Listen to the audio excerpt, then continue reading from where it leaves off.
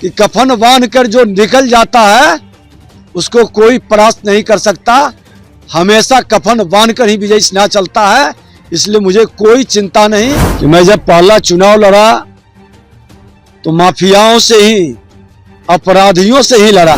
उस गरीबों के बहते हुए आंसू को पोंछना चाहते हैं, उस महिला को जो बच्चे लेकर सिसक रही है और उसके जमीन कब्जा कर रहा है, जिसमें थोड़ी सी भी मानवता होगा, संवेदनशीलता होगा, वह इस तरह के जो विभाग के द्वारा कदम उठाए गए हैं, भूमि सुधार जन कल्याण संवाद, उसका विरोध नहीं करेंगे। इसका विरोध वही लोग करेंगे जो कहीं न कहीं प्रत्यक्ष अप्रत्यक्ष दलाल, बिचौलिए और भू माफियाओं के साथ सहानुभूति रखते हैं।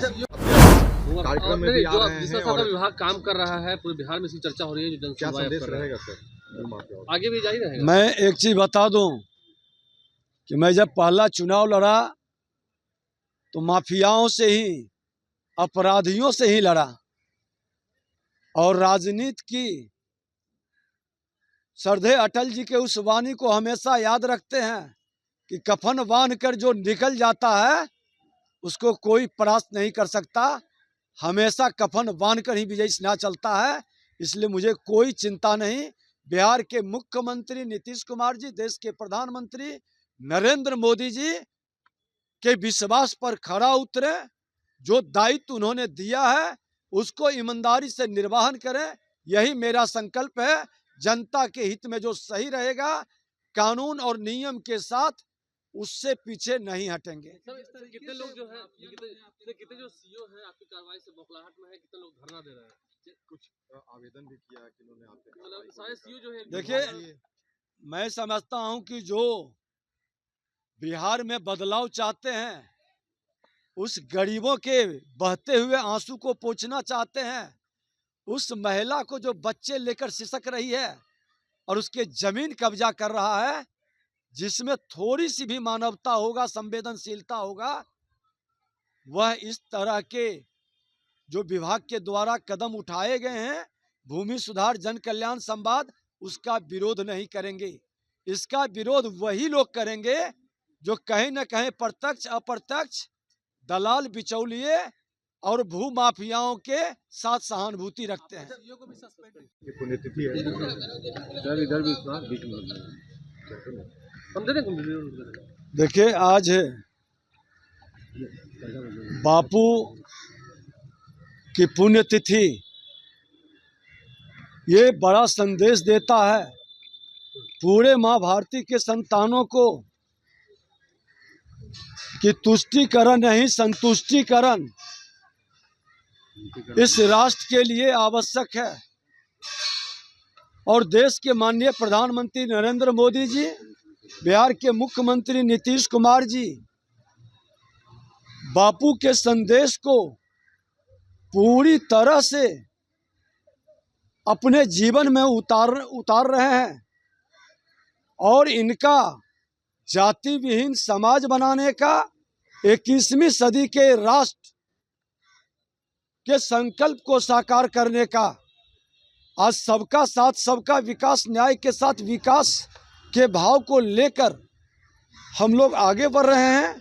और इनके चरणों में जो इस राष्ट्र को आज़ादी दिलाने में हम भूमिका निभाए, उनके चरणों में श्रद्धा सुमन अर्पित कर रहे हैं।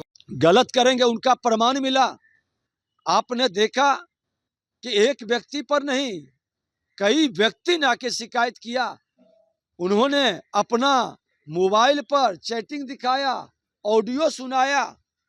अब इतनी प्रामाणिकता के बाद फिर भी हमने कहा है कि बिना जांचे परखे हम कार्रवाई नहीं करेंगे, पूरी तरह से तहकीकात करेंगे। आरोप गलत होगा तो आप पर भी कार्रवाई करेंगे, आरोप सही होगा तो इन पर एक्शन होगा। और कुछ लोगों ने बिना अनुमति के, बिना रजिस्ट्रेशन के हॉल के अंदर प्रवेश कर गए और सीईओ के पक्ष में बोलने लगे। हमने उनको भी सावधान किया कि ये गलती मत करिए, सरकारी काम में व्यवधान उत्पन्न मत करिए। हमने आग्रह किया है और मैं कहूँगा कि ये समाधान मेरे लिए नहीं, बिहार के मुख्यमंत्री नीतीश कुमार जी के लिए नहीं, ये बिहार की जनता के लिए हमारा एनडीए का डबल इंजन की सरकार का जो संकल्प है उसको साकार कर रहे हैं, इसमें सहयोग करिए। देखिए, आज बापू की पुण्यतिथि ये बड़ा संदेश देता है पूरे माँ भारती के संतानों को कि तुष्टीकरण नहीं संतुष्टीकरण इस राष्ट्र के लिए आवश्यक है।